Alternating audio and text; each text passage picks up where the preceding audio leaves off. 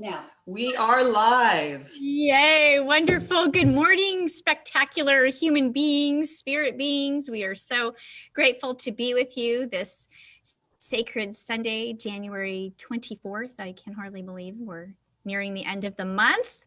Yay. Blessings, everybody. You know what I do. I come here to my phone to find us live here on the screen. There you are. Yay. It's a happy moment when you pop up really quickly, and there we are. Yay, yay. Good morning. Good morning, Dawn. I see you.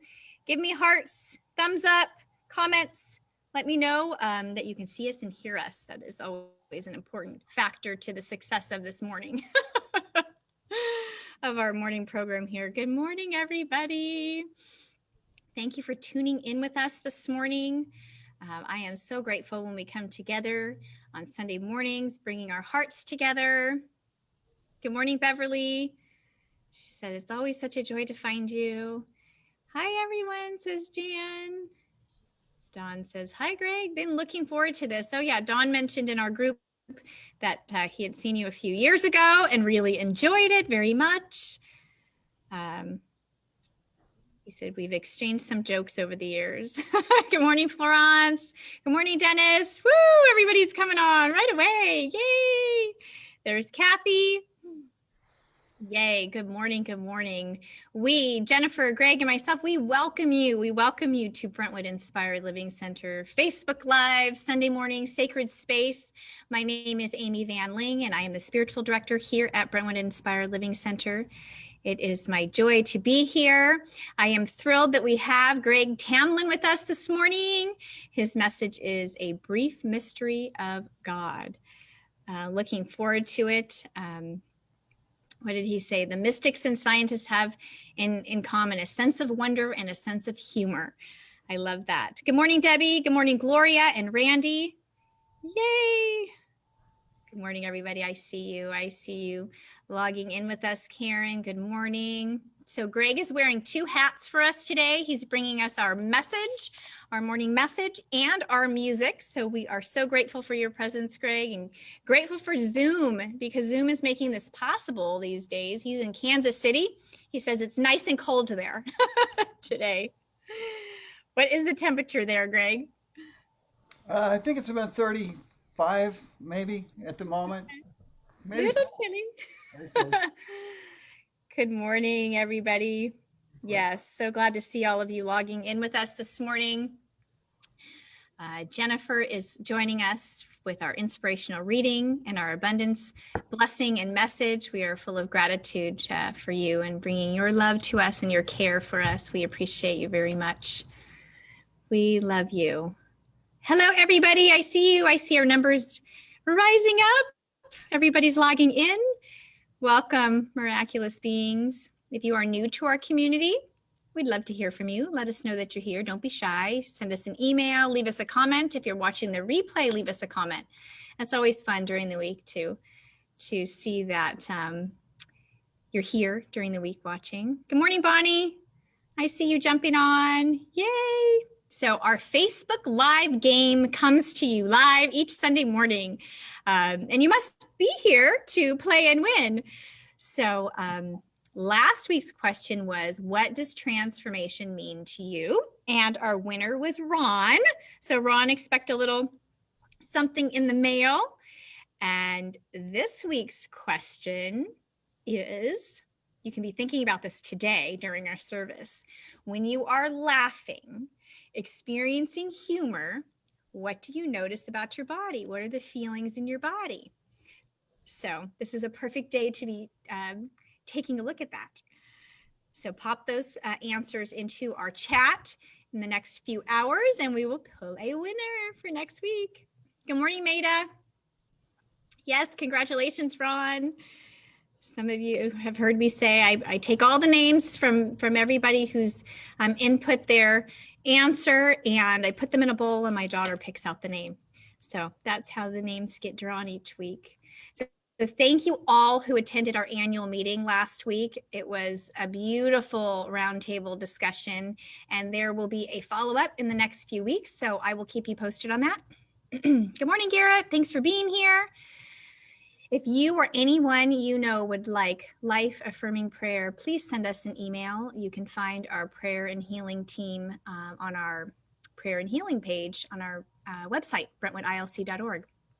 We love to pray around here, so call on us. Call on us. Good morning, everybody. I see you. I see you. I welcome you in. Welcome to our Sunday morning sacred space, beloveds. Yay, just giving it a few more seconds here to let everybody see the notification. If you go to our page, Brentwood Inspired Living Center, our main Facebook page, you can turn on notifications. And when you turn on your notifications, when we go live, you'll get the message in your Facebook feed. So makes it easier because then you can just click in there and then here you are. You don't have to go looking for us. Good morning, Jim and Siggy. Good morning, Steve. Good morning, everybody who's joining us. We love you. I'm so grateful that you're here sharing this space, creating creative space, creative loving space. So I'm going to open us now. We'll get started. I see everybody logging in and invite you to open your hearts and feel into our mission statement. We are an open, heart-centered spiritual community, honoring the one presence within us. We welcome all to connect, grow, and expand in wisdom, compassion, and love. Yay. Good morning, Luinda. I see you. I see you. I see you. So since Greg is going to be incorporating our music today into the program, we're going to open with our inspirational reading, a short little message from me, and our prosperity blessing. And then we'll hand it all over to Greg, and he's got our whole program for us that we're really excited about this morning. Good morning, Betty. I see everybody logging in with us. Remember, you can pop in your questions and comments, and then Greg and I will take a peek at those when he concludes his program this morning. Yay. So I'm going to hand the screen over to Jennifer now for our inspirational reading this morning. Thank you, Jennifer. Of course. Happy Sunday, everyone. I feel so encouraged and inspired by so many youth that are stepping forth and stepping forward and stepping into their empowerment these days.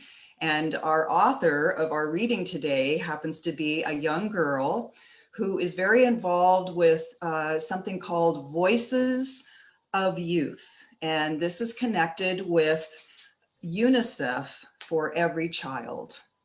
And her name is Maya Bott. And the reading is titled, Dear 2020. Dear 2020, oh, what a year you've been. Throughout your very long year, I often found myself questioning, why? Why did a deadly virus have to take over our world?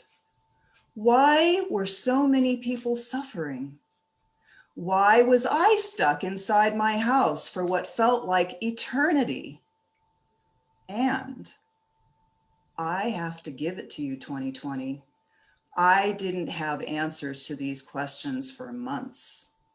But as you started to crumble from all the great minds that came together and found a way to make things work in your year of uncertainty and suffering, I started to grow. I started to see that relationships could develop and continue to blossom through a screen. And I realized I could still learn and expand my knowledge through technology. And most importantly, I found my voice. In the midst of the sea of unjustified pain you caused, I didn't become quiet. I roared louder than before.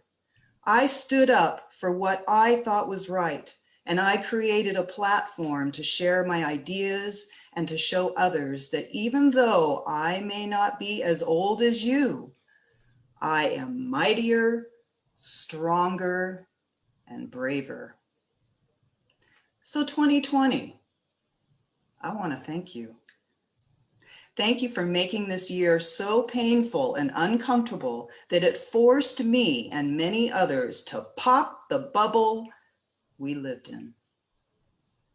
You helped me venture outside of my comfort zone and helped me grow so much as a person. And while I know our time together is up, I have no doubt that the pain and suffering won't just disappear. 2021 may also lead the world to other unpleasant quests, but this time I am prepared because I have one power that you don't have: my voice. Sincerely, Maya Bott. What a wonderful story about transforming and being able to take an uncomfortable situation and to use it for empowerment. So I feel inspired. Thank you. Thank you, Jennifer. Definitely. Absolutely. Yes, I love it. I love it. Okay, so I have a little analogy for you this morning. I heard this week and I thought it was a nice visual. And it's about never underestimating the revolutionary power of our frequency. So I am not 100% where it came from, but it's this. You can be like one gray hair. So you can have one gray hair on your head and it can completely jolt you out of your reality. And this happened to me a few months ago, so I could really appreciate this analogy. My daughter, I guess my daughters are the only ones that get close enough to me to be standing playing with my hair. My daughter goes, "Mom, I think you have a gray hair." She pulls out this one hair. So I could appreciate this. I was thinking, I do? So this one gray hair can be representative of the refined frequency you hold as a person living in higher consciousness, a higher state of awareness, that frequency of unconditional love. So you can be one in the midst of millions, but as that one gray hair, when it's found, especially for the first time, it can kind of shake your current reality and transform it. And then the people that you come into contact with might say, what was that all about, when they watch you or feel you? And you can transform their reality. That person seeing that gray hair can fight tooth and nail to hold on to the past, or they can allow transformation, allow awareness, allow new questions to unfold. And so the message of this was, let's emerge in 2021 like the one gray hair that can set a chain reaction that revolutionizes the consciousness, that we've been dwelling in and as for so long, and just embrace something really expansive and new. So I'm definitely embracing the gray hairs these days. I hope you enjoyed that little analogy like I did. Okay, so Jennifer has our prosperity blessing this morning, so I'm going to hand it back over to you, Jennifer. Thank you. Thank you, Amy. Thank you for that reading. I really appreciate that, to be able to embrace those gray hairs moving forward. So I invite you now to join in our prosperity blessing. And so I invite you, if you feel called to, just take a moment to align with your prosperity inside yourself by taking a nice full breath, possibly closing your eyes, holding your hands over your heart, and breathing in and activating the vibration of abundance within yourself, and allowing yourself to just settle in that feeling, knowing that that's the truth of who you are.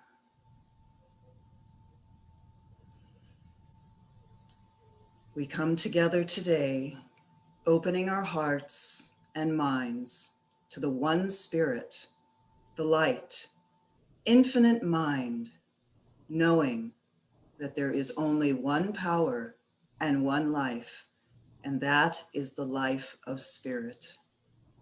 We affirm that we are one with the spirit, and there is no one, nothing that is separate from this oneness. We are one with that infinite mind that has created all that is. We know that the divine qualities of peace, of power, of plenty, of wisdom are already within each of us, and we embrace those qualities now. We step forth in the truth of who and what we are, saying yes to our prosperity, our harmony, our health, our order, and our love. And with the greatest gratitude, we accept this transformation of consciousness for ourselves. We know that it is done, and we give thanks. Now, we release, we let go, and we let Spirit do its perfect work. We trust the universe to provide for us. It is done, and so it is. Just allow yourself to breathe into that feeling of prosperity. And just as a reminder, here are a few of the many ways we are continuing to align with our prosperity. Number one, we join our friends and entire community on Sunday mornings, like we are here now, on Facebook Live for our exceptional speakers and musicians coming to us from all over the world. Two, we hop on Zoom after our service at 11:30 for a workshop or just checking in with our friends. Three, we stay connected with our blessed community by visiting our website, our Facebook page, and our Facebook connection, reading our weekly connection in your email on Wednesdays, and joining with others in our small groups for sharing and book discussions. On Mondays, we have Imagine the Possibilities with Ron, which is a group that supports sharing and diverse spiritual discussion and a deepening of the month's theme. On Tuesdays, jump in with Jan's group discussing Houston Craft's Deep Kindness. On Thursdays, Karen's group is reading Brene Brown's I Thought It Was Just Me. And bi-monthly on Thursday evenings is the men's group. 4, we join others in our community in helping keep our center alive by making loving, conscious contributions to our center via PayPal, Zelle, or check.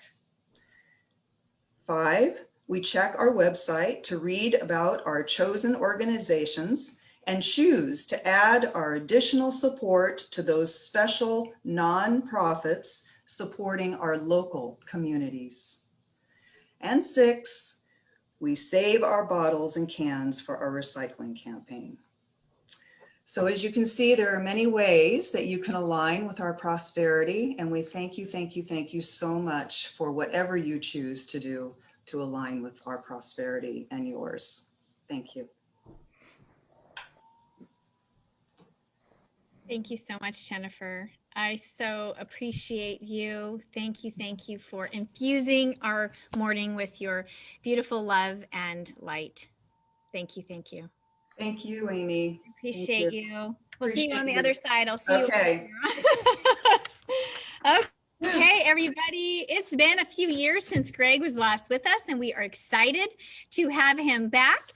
So I'm going to share just a little bit about Greg with you, and then I will pray us in and turn it over for our exciting, fun-filled program this morning. Amazing Greg Tamblyn, NCW, no credentials whatsoever, is a multi-award-winning singer, songwriter, humorist, and author. He helps people see the best in themselves and laugh at the rest of themselves. His current mission is saving the world from whiny victim love songs. Preview his songs and video clips at gregtamblyn.com. We are so grateful to have you with us today, Greg. I invite everyone to take a deep inhale of love and gratitude as we move into a space of prayer and opening. We are so grateful that we are the one mind and heart of God, grateful that perfect love is all there is. Grateful to come together and recognize our true identity is whole, perfect, complete. We align with the divine. We are here, present, and consciously attuned to hearing the truth-filled, love-infused message of Greg today. We bless him and we open our hearts. I release this word for the good of all, and so it is. Amen. Ashe. Namaste, everybody. Thank you, Greg. Hand in. Okay, am I ready? Am I on? I see myself. You're on. I think that means I'm on. Okay. Thanks. Hi, everybody. So great to be with you again. It's been, as Amy said, a couple of years. And thank you, Amy and Jennifer. It was Jennifer, right? Yeah. For getting us started so beautifully and peacefully. I feel so relaxed now. Anyway, it's Brentwood. You folks at Brentwood, we've had some fun together a couple of times, I think, and it's just such an honor to be invited back. I want you to know it means a lot. So thank you. And as Amy said, I would like to share some thoughts with you about mystery. I call this a brief mystery of God, about big mysteries, big questions that we might never be able to get answers to. And what I feel is the healthiest, most helpful approach, attitude to have. So I want to just start by this, going back to NCW, no credentials whatsoever, because I like that. I like that joke, no credentials. But the truth is, the reality is I did escape from college with a real degree, a BS. That's true, a BS in geology. That's true. Wanted to be a rock star. No, actually, I was really fascinated, still am fascinated by the big questions that geology investigates. So, how all these planets and our sun came together to form as a solar system out of these big clouds of gas and dust. How that happened, when that happened, and how our Earth came to form the way it did with a molten inner core. That's a real big mystery, because if it weren't for that molten inner core, we wouldn't be here. Weird, isn't it? How out of inorganic material about 3 billion years ago, give or take half a billion years, somehow life emerged. Organic material emerged out of it. We don't know how that happened. It's amazing. It's a big mystery. And then after all these billions of years of evolution, somehow, in this little micro moment of geologic time, we get to be the dominant species. Big mystery. And all these geological processes that go on every day, plate tectonics, volcanoes, earthquakes, global climate change, how they affect our experience of existence. So I'm still fascinated by all of that. I still read about it all the time. But it wasn't long after college that I realized I was even more interested in what I think of as bigger mysteries. Like, what is God? If God exists, then what is God really like? What is consciousness? This amazing ability, quality we have to self-reflect and imagine and plan. Where does that come from? What is death? What happens to consciousness after death? What is free will? Is that a real thing? What is love? What are women really thinking? Big mysteries. So I thought, as I said, we could have some fun with some of these this morning for a short little while here. So if we're going to do that, the logical place to start is God, because God is really kind of the big mystery. So if we accept the idea that there is a God, or there could be a God, the next question, as I said, is what is God like? What are the qualities of God? What is God really like? Well, a lot of people have told us, or tried to tell us, down through the centuries, the ages. You know this. You've heard a lot of different explanations about God. What I find interesting, though, is that I was talking to my friend and co-writer, co-songwriter, Richard, Richard Helm is his name. We've written a lot of songs together. We were talking about God one day, and we both realized that our concept of God had really changed over 30, 40 years. What we thought about God was totally different than what it used to be. That struck me as funny because I thought, if there's a God, then God probably hasn't changed much in the last 30 or 40 years. It's just me. So that felt like a song idea. So we wrote this song called A Brief History of God.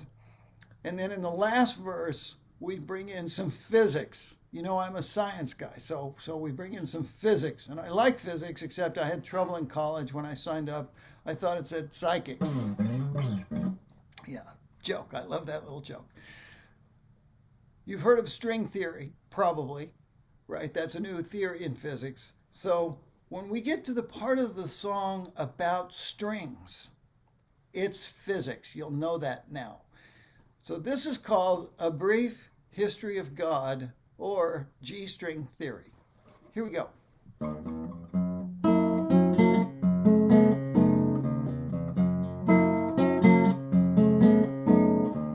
In the beginning, there was lots of competition, goddesses and gods of every disposition, from merciful to mean, from laid back to hyper, and little baby gods that flew around in diapers.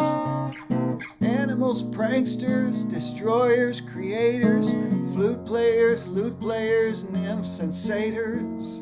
So many gods it was hard to keep them sorted, and God had multiple personality disorder.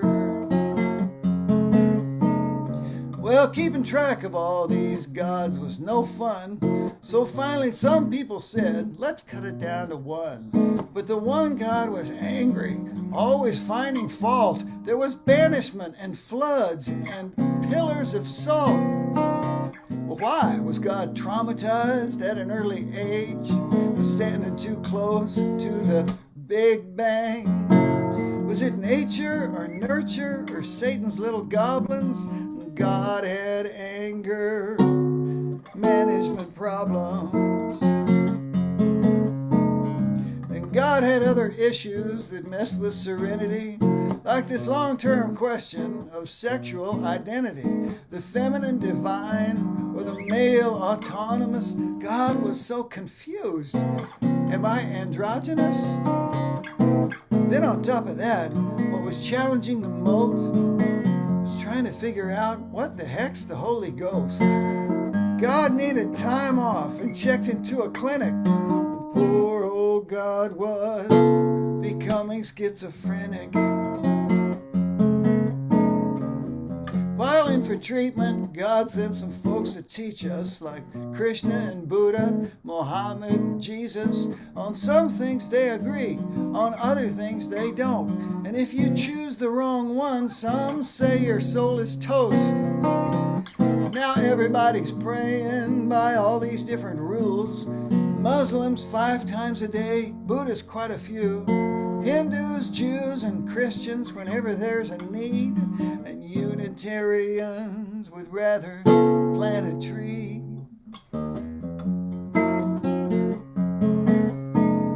Well, God's come a long way from that early dysfunction, and now science has brought us to this beautiful junction.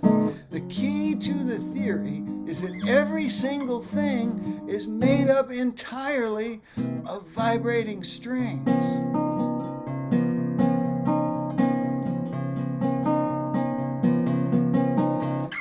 Well, this is what musicians have known all along. The universe is really one big song. And there you have it, friends. That's the story so far. We're all just musical strings in God's big guitar.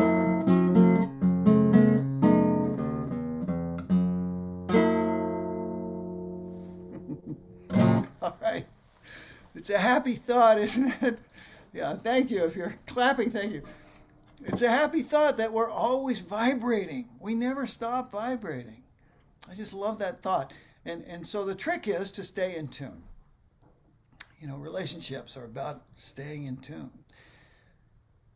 Now, a lot of prophets, a lot of people Spiritual masters, they've told us that God is love. We like that answer. That's a comfortable answer. What feels better than love? Not much. Now, some scientists, however, will tell you that love is really an evolutionary adaptation for the survival of the species. And some scientists will say that's all it is. Now, they may be right. I don't know. I think it's bigger than that. But again, as an observer, I'm fascinated by the word love. You know how they say Eskimos have 22 or 27 different words for snow, something like that, different kinds of snow. But we just have this one word, love, for this huge range of emotional experiences. You know, we have divine love, earthly love, brotherly love, motherly love, jealous love, fated love, jaded love, physical love, mystical love, devotional love, motherly love, brother, did I say those two? Unrequited love, unconditional love, puppy love, love of chocolate chip cookies. That's a big one. But the biggest one, in my experience, romantic love. Still a huge mystery. How is it that we have so much chemistry and attraction with one person and none with someone else who's equally attractive? There's just nothing there. There's no chemistry, nothing going on. How does that work? How is it that we can have so much love for one person for some period of time, sometimes even a long time, and then it goes away? How does that work? You know, it's really, well, there's a lot of questions we don't know. You know, I like to poll my audiences when I'm with you in person. I like to poll my audiences and find out how many people have experienced or believe in love at first sight. And usually it's about half. Almost every time it's half the audience either has had that happen or they believe it can happen. Love at first sight. Well, it's happened to me a lot. And usually it goes something like this. A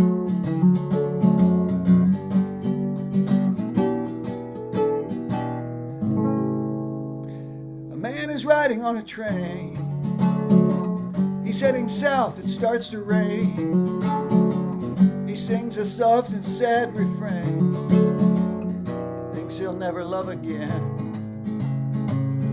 On the other track, a train is heading north through the rain.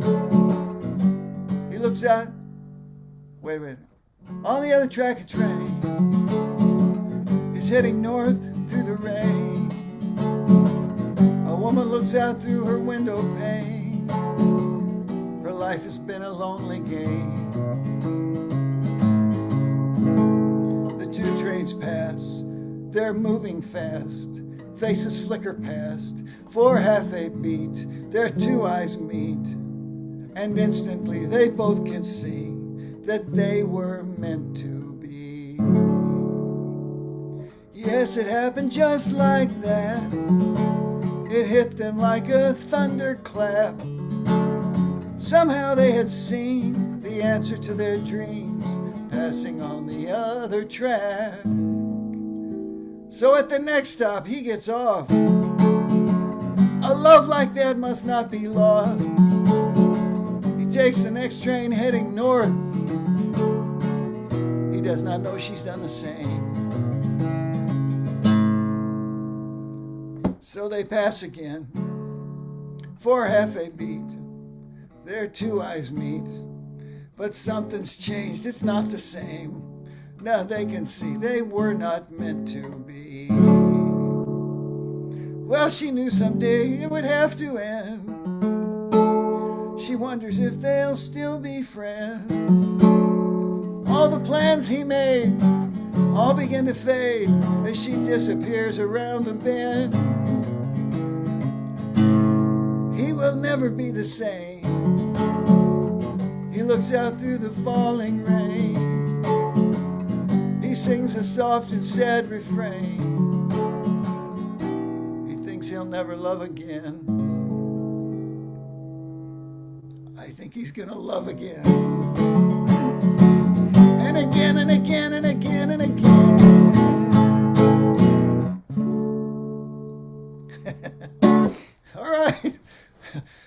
maybe you've had a relationship like that. Brief. I think we've all had something like that happen. You know, Linda Berry, the cartoonist Linda Berry, says that love, romantic love, is an exploding cigar we willingly smoke. I love that quote. I don't think the cigar has to explode as often as it does, but I love that quote. You remember John Bradshaw? John Bradshaw said that falling in love is this super high octane endocrine hormone cocktail. And he's right. That's true. When we fall in love, there are measurable hormonal changes, drastic, dramatic hormone changes that are easily measurable by scientists, by doctors. And here's the thing. Those hormonal changes typically last from 6 to 18 months. That's it. 6 to 18 months. And then the hormones revert to wherever their base setting was before. That's what happens. So, for the relationship to last past the 18-month window, it's got to be based on something other than the hormone cocktail, right? Does that make sense? It's got to be based on something deeper, something profound, something maybe even sacred. So I feel like we should at least do what the Greeks did. We should at least have 2 words for love. You know, the Greeks had eros for romantic love. They had agape for divine love. So that way, if we had 2 words, those 2 words, and we wanted to tell somebody that we loved them, but we didn't want to sleep with them, we could say, I agape you. There would be no confusion, no misunderstanding, right? I feel like we need to do that. Love is a big word. It's a word I use with music. I love music. I can't imagine life without music. I love my guitars. In fact, I want to show you a different one. That last guitar was a nylon string guitar, and I use it when I'm doing these Zoom church services because it's kind of a quiet guitar. And this one, it's a little louder, steel string. So this guitar is my main gig guitar. When I travel around the country and I do concerts, this is the one I bring. I love this guitar. I'm absolutely gaga about this guitar. Well, all of them really, but especially this one. Before I loved this guitar, I loved a different guitar. That's how this works, right? I had this, before this guitar, I had this. It was bigger than this. It was made out of maple, so it was blonde. It was really an unusual, striking looking guitar. Very, very beautiful. And I'd had it for years and years and years, been through lots of experiences with it, and we get very attached to our instruments, and I loved that guitar. But as much as I loved that guitar, I started having this thought that I wanted a different guitar. I wanted one that sounded a little different, that fingerpicked a little more easily, and that had some different electronics in it. This has electronics in it. So I started really, really wanting, I guess we could call it an upgrade, but really it's just a different guitar. And the more I thought about it, the more I wanted it. The more the desire grew. As the weeks and months went by, I was really having this profound desire for a new guitar, but I wasn't doing anything about it. I hate shopping for guitars for 2 reasons. One is it's very time consuming because I'm very picky. It's hard for me to find a guitar I like. Second thing is most guitar stores are staffed by what we could call young rock musicians, right? Now, this is not a knock on young rock musicians because I used to be one, but tell me if in your mind these 2 things go together. Young rock musicians, great customer service. Not always, not always. So I'm putting it off, this desire for a new guitar, until fate intervenes in the Honolulu airport in the form of this woman I will affectionately call Attila the gate agent. Now, to this day, excuse me while I'm coughing here. To this day, I don't know what Attila's problem was, but I was walking up to the gate counter with my guitar in my soft case, we call it a gig bag, over my shoulder, nice and light, fits overhead in the plane. Been traveling with it every week for years. And she sees me walking up to the gate, and I get about 15 feet away from the gate counter, and she points at me, and she says in this loud voice, "That is not going on the plane with you," and turns away. And I thought, what? That is so weird. And I kind of went off and thought about it for a minute, and I thought, you know what? She doesn't understand that I'm a professional musician. She just needs to know that. So I go back up and I give her a big smile and I say, hey, you know what? I'm a professional musician. I got an expensive guitar here. I got a concert in San Francisco. I got to get there. And she interrupts me. And she says, I don't think you heard me. That is not going on the plane with you. And she walks off. Now I'm thinking, well, this is so bizarre. So after a few minutes, I think she must be worried about the load. So I go back up, I give her another big smile. I say, hey, you know what? You're probably worried about the load. How about we let everybody get on the plane and I'll get on last and we'll see if there's room. I knew there'd be room because it was one of those giant planes. And she says, I've already told you twice. That is not going on the plane with you. Now stop bothering me. Walks off. Now I'm getting worried. I'm officially worried because the plane is boarding. I have to get my guitar on the plane. I can't check it. There's no protection in the case. So I just resort to begging. I go up to her and I just start begging. Hey, can't we just try? Can you talk to a flight attendant on the plane? Can we just see? Let's just see if there's room. We can at least give it a shot. What do you say? And she's like an ice cold stone wall. She says, you have two choices. You can check it or you can leave it here. It's not going with you. So I said, okay, here it is. I'm going to give it to you. Please ask the baggage guys to be careful with it. Put it somewhere safe. It has no protection in this little case. She just takes it. Without a word, she walks off. So I get on the plane. Well, it turns out I am sitting in the bulkhead seat, the front row of coach, and across from me is the little jump seat where the flight attendant sits while the plane's taking off.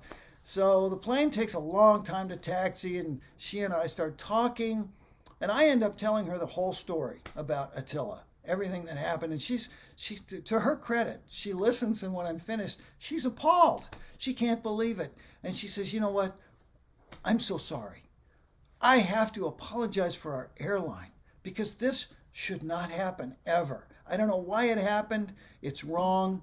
And I really, really want to make sure you understand that this is unusual. I want to apologize. We try to accommodate musicians. We know the instruments are expensive. They're precious. I don't know. There's plenty of room on the plane. The closets are empty. There's no way this should have happened. And I'm really sorry. And I hope you won't hold it against us. She got up to go to work. I felt better. And I thought that was the end of it. But evidently, she told all the other flight attendants because when we got to San Francisco and it was my turn to get off the plane, they were all lined up there, all 7 of them. And I'm walking by them and they said, hey, wait, don't leave. They brought up your guitar. And I said, oh, how nice. That's great. And then I had this thought and I said, well, let's look at it. And I opened the case right there in front of them. Splinters. My guitar is just shattered. It's like the guys in baggage claim thought they were Pete Townsend at a Who concert. You know, it was just wrecked and it wasn't going to be played again. And I felt bad. They felt bad. And 3 of them marched me down to baggage service. And they said, look, this guy got a bad deal. We'll vouch for it. Here's our names, our employee numbers, our phone numbers. We think you should make it right because this should not have happened. And please take care of this man. And then they left because it was midnight and they had to work the next day. So here I am in the bowels of the San Francisco airport at midnight with nobody around anywhere except this girl across the counter from me who looks about 12. She looks up at me with this sweet face and she says, "I can't help you. I'm only 18. I work here, but I don't have any authority. You can come back in the morning and the manager will be here at 9 o'clock and you can talk to her. But if you do come back, I need you to understand that we have a strict company policy. We never compensate for musical instruments. We just don't do it. But understanding that, if you want to come back and talk to the manager, she'll be here at 9. So I went to where I was spending the night with my musician friends in San Francisco, right in the city. And you know how hard it is to sleep when you're upset? Well, my feelings for Attila were not something I could share with you outside of group therapy. I was so upset and I couldn't sleep, and I spent the night just angry, and I woke up in the morning exhausted from no sleep, from all that anger and frustration. And I drove out to the airport and I felt so bad. I just started praying. I said, "God, please, I just want to be calm. That's all I want. I just want to be calm. Please help me be calm. And I'll let go of everything else concerned with this if you could just help me be calm." It worked. I got to the airport. I was calm. I felt fine. Tired, but fine. And I went in. The manager was there. She sat down and we talked about the thing. I had the names and numbers of everybody. And she listened to the whole story. And when I finished, she just shook her head and said, "Wait a minute," and disappeared, and came back later with a higher manager.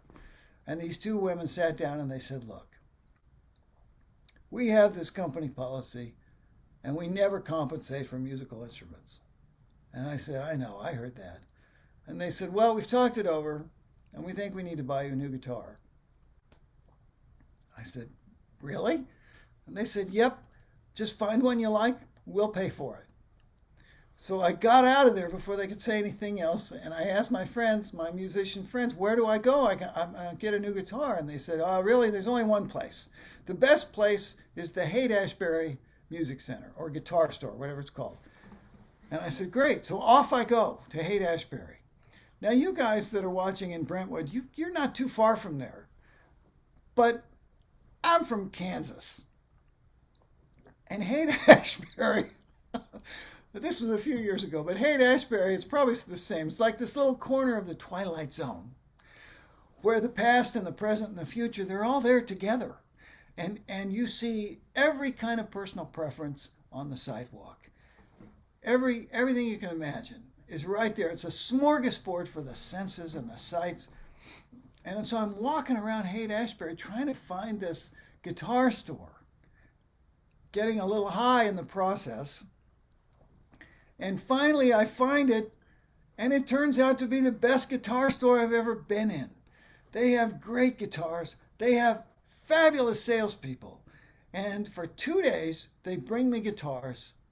And they don't hover, they don't pressure, but they know everything I want to know. They answer all my questions. They let me play these guitars as long as I want. And after about a day and a half, they brought me this. As soon as I picked it up, I could tell it was different. First of all, it fit my hands really beautifully. Secondly, it sounded great. And thirdly, it was easy to play, and it has great electronics. And it's a good size. It's a little smaller than my old one, sort of easier to travel with, but not a tiny guitar. I just love everything about it. Here's kind of one of the punchlines. I love this guitar so much that I haven't missed my old one for 10 seconds. I've never thought about it. This is a way better guitar. It's $600 more expensive than the old guitar, totally paid for by the airline. And the thing is, I owe it all to Attila, the gate agent. Yep. You never know who's going to turn out to be an angel in your life. They might not look like it at first. And I know you've had this happen. We've all had this happen. And we look back and we think, oh my gosh, wow. When it does happen, it makes me feel like we must be connected in ways we can't understand. And this is what I mean. If the mystics are right, if God is everything, if everything is God, then everything is connected in a fundamental way that how could we ever understand? How could we understand that? How could we mentally, intelligently, intellectually know that? I just don't see how we could. But I really believe that everything is connected. And we are connected with other people in ways we might not realize. And that is another mystery that fills me with a sense of awe, of wonder. And I think wonder is the key word here, because what the best scientists and the best mystics have in common is a sense of wonder at the workings of the universe. And what the best of those have in common, the ones we really hold up as our teachers and remember, what they have in common is the ability to take it lightly, a sense of humor. So a sense of humor and a sense of wonder are the two things that I feel like we need to have on a daily basis, but especially when we come into contact with something we may never understand. Some big metaphysical cosmic mystery, a sense of wonder, to laugh about it, a sense of awe, to really feel amazement at the mystery of existence, which I think is generally underappreciated. Existence. So a sense of wonder, sense of humor. You know, a lot of our scientists, you know, Einstein, for example, he said, you know, once you can accept that the universe is something coming from nothing, you can wear stripes and plaid together. It's easy. He was a funny guy, Einstein. Let me give you one more quick thought. German theologian Karl Rahner, I think, was who said this. There are two kinds of people in the world. People who need certainty and people who seek understanding. And I would just suggest to you that it's better to be a seeker of understanding. Because when you're sure you're right, you're stuck with what you already know. Right? Does that make sense? When you're sure you're right, you're stuck. The learning stops. You're stuck with what you already know. So obviously there's a lot more mysteries we didn't get to, but maybe we can do that in the future. I hope so. I'm going to ask us to go into a short little meditation here, and I'm going to play some music on this guitar very quietly. And I'd like to share with you a couple of verses from Rilke and from Hafez. Oops, two of my favorite poets, Rilke and Hafez, during our meditation. And then if we have time, let me just check the time. Okay, I don't think we have time to do another song after that. So we'll do the meditation, and then we'll come back and finish up. How about that? All right? So hold on. Did I drop my paper? But that's not the... Oh, here we are. Here's my verses. I think I remember them. But in case I don't, I've got them in front of me. Okay. So I invite you to relax wherever you're sitting. Just sit back and get comfortable. Let the chair support you. Take a nice big breath into your body.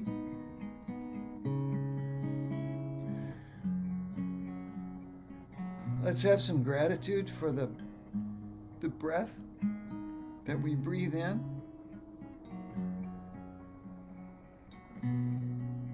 Let's be grateful for our bodies and our connection to each other and to God, whatever we feel God is, to Spirit.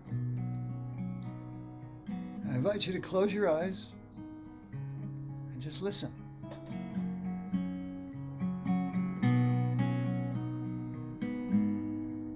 You must give birth to your images.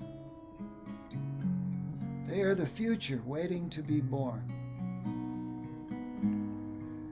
Fear not the strangeness that you feel. The future must enter you long before it happens. So be patient toward all that is unsolved in your heart. And try to love the questions themselves. Do not now seek the answers which cannot be given you yet, because you would not be able to live them. And the point is to live everything. So live the questions now.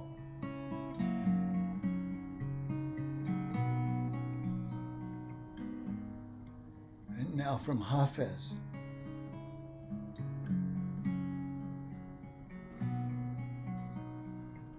Just rest now. Just rest. Let me bring you trays of food and something cool to drink.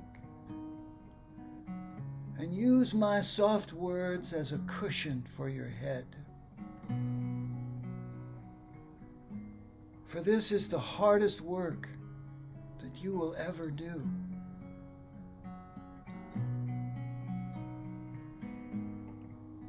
This separation from God is the hardest work that you will ever do.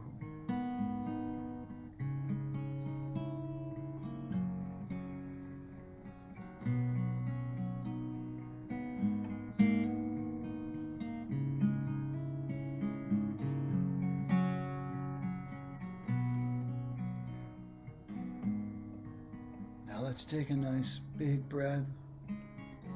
Breathe into our bodies. Let's be grateful for this breath.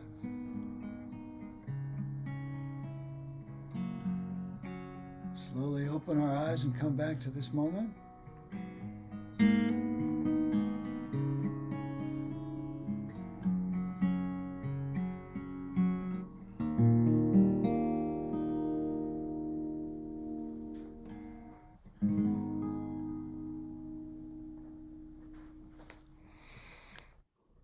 So, let me just say thank you again for the gift of your attention. It means more than you know. I miss being out there on the road. I'm way behind in my hugging. So I just want you to get ready, because at some point I'm going to be back and I'm going to need a lot of hugs to make up for 2020. All right.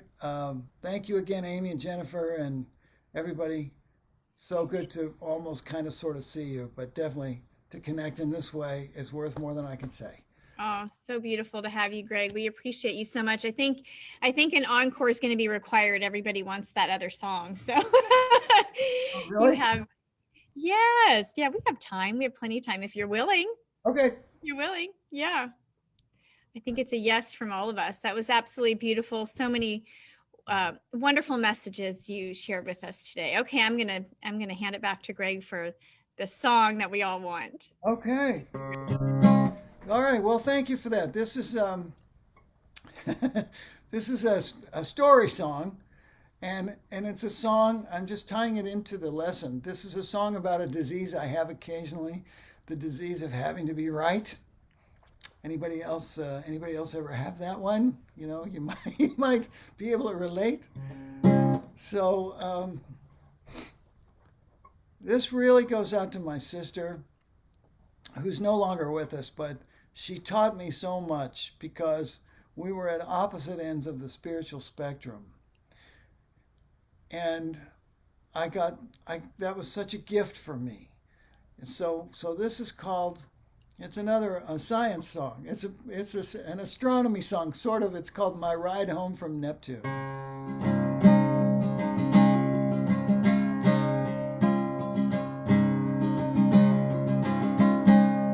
My ship had crash landed on Neptune. I was stranded for 25 years. I was sad and alone. I was chilled to the bone. Sometimes I cried a few tears. I'd given up all hope of rescue. Till one day from out of the sky, a ship came and landed on my lonely planet. And inside it, there was this guy. He opened the door of his spacecraft, smiled right at me, and he waved. And I said, "Hallelujah." And he said, "How do you do you?" And then he said, "Friend, are you saved?" I said, "I thought that's what you're doing." He said, "No, friend, I don't mean a ride. I mean saved by the Lord." And as I jumped on board, I said, "Sorry, I'm a new age kind of guy." Well, he gave me a lift back to Kansas. That trip made Neptune seem like a vacation. 'Cause all the way home, he was saving my soul till I was moved to retaliation. I said, "You know, I once felt as you do." And the shock made his eyes open wide. And he asked, "Well, when was that?" And I said, "Oh, it was a while back. In fact, it was in a past life. And when I died in that life and found heaven, I learned that everybody gets in. There were Hindus and Muslims and Hindus, I forget. Anyway, and we all came back to earth and had to live again." And then I said, "You're all wrong on the Bible too, 'cause you take it too literally. It's a beautiful story, but it's allegory, and Jesus was like you and me." Well, that really ticked him off badly. We argued so loud and so long. For the rest of the trip, we were flapping our lips, proving the other one wrong. Till about 3 weeks out from old Earth base, we were both too exhausted to care. There were 3 days of silence, and fortunately no violence. And then he said, "Is there anything we share?" I looked at him with new respect then. Said, "The one thing that I could think of." Said, "Between you and me, maybe we could agree that what God's all about is love." Well, I sat there a while without speaking. Then he said, "Yes, Jesus told us that's true." So we just talked about love. He even gave me a hug. And we sang an old spiritual or two. Well, we got back to Earth, we were famous, 'cause they'd never seen such a sight. We did all the talk shows, wound up on Jerry Springer. And we were cool, but the audience had a fight. Well, the moral of this story is simple. If you think someone else is all wrong, just imagine you're stranded on some lonely planet, and one day your opposite comes along.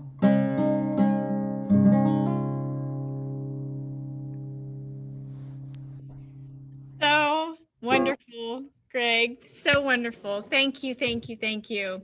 Yeah, thank you. Oh, yes, there's so many beautiful comments. Absolutely.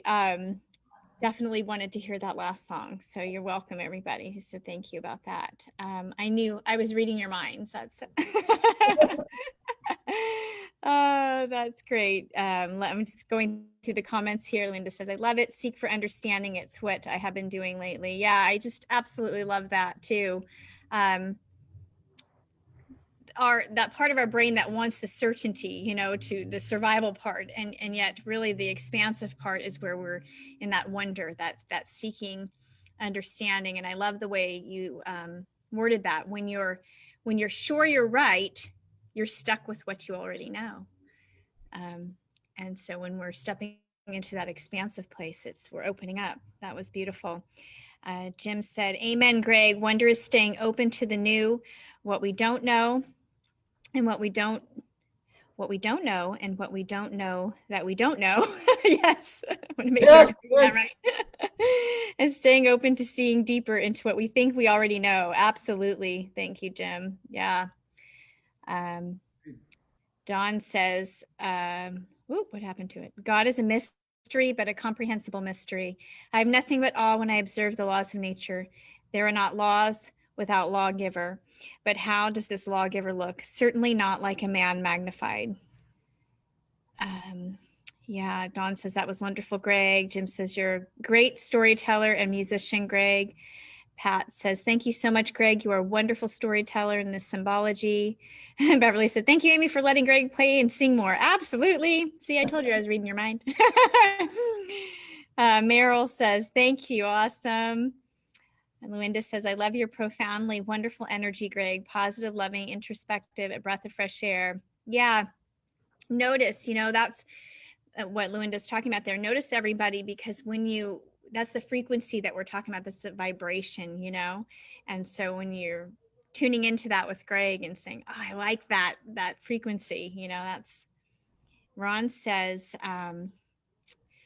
from Attila the Awful to the gift of the awesome, a new guitar. Maybe we need to have a heart that can include whatever we experience as awful to truly see the awesome. What do you think and feel about that? Yeah, Yeah. a good way to put it. Very good way to put it. Yeah. Yeah. Yeah. Is that Ron? Whoever said that? That's Right? Ron. Yeah. Good work. Good work. Yeah. Yeah, definitely agree with that too. Really looking at everything that's going on as a divine appointment. That's how I word it. It's a divine appointment, however it seems to appear.